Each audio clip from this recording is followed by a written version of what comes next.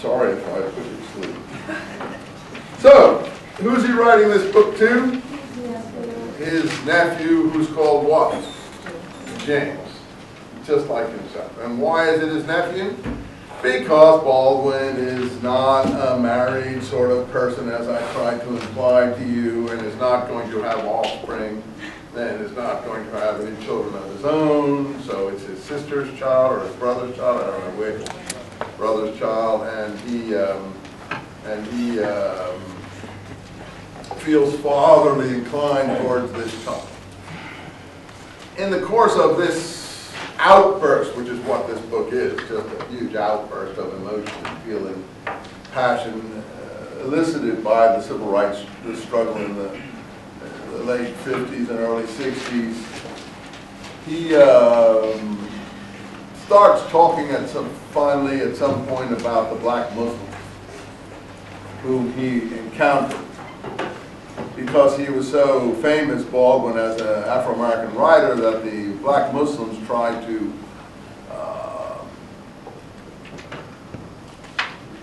recruit, that's the best word, tried to recruit him, absorb him, conciliate him, recruit him is the best word. And of course, any movement is trying to get people. I heard the other day on one of the TV shows that all the Hollywood actors that Kerry tried to recruit actually alienated people and didn't help him at all.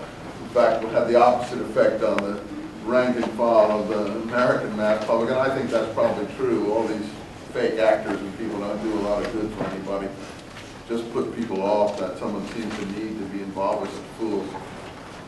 Bruce Springsteen may have done a lot of music, but didn't probably get carry as many votes as he lost him.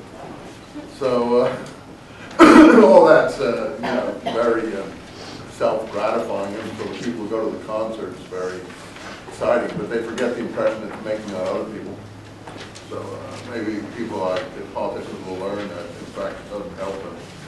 It's usually the opposite. In the case of what happened a couple of days ago, that seems to be clear.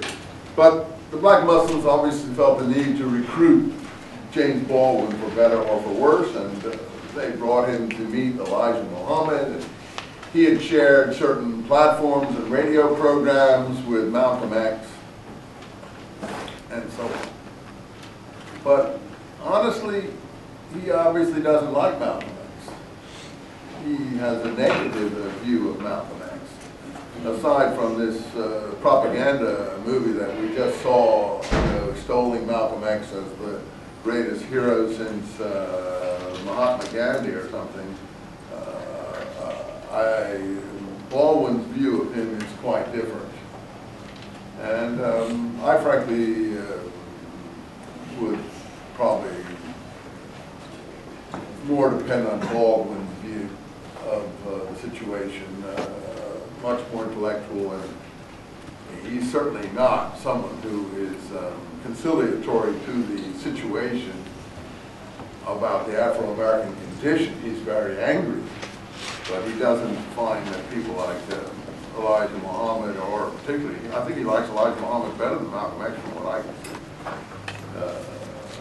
are the way he wishes to go.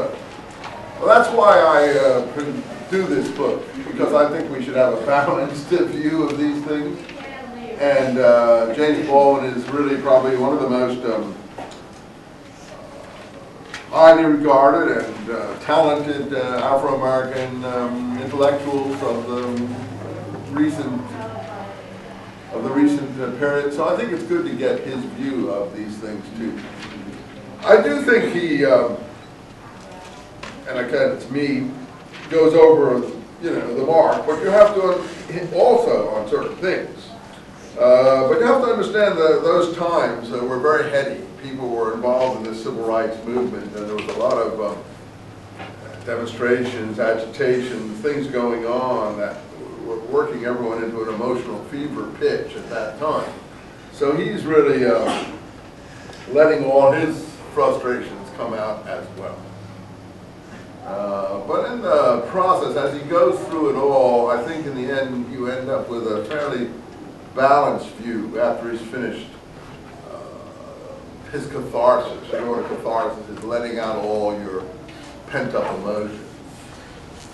After he finishes that, I think he does come up with a fairly balanced view by the end, and a responsible program of how to proceed forward, unlike some of these other people. So let's try to look at what he says here. Prefaces, God gave no